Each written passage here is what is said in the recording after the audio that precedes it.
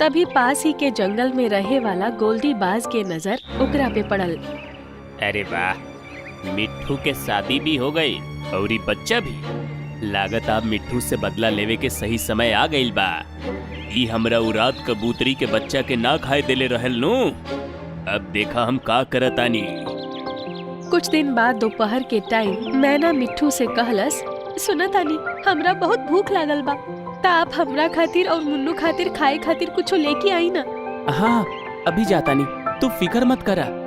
मिट्ठू अभी जंगल से थोड़का दूरी पर ही आयल रहे कि तभी गोल्डी बाज ओकरा सामने आ गई। मिट्ठू बाबू, बाप बने के मुबारकबाद तो लेते जा ना। मिट्ठू तेज तेज उड़े लागल, लेकिन बाज ओकरा के पकड़ ही लेलस।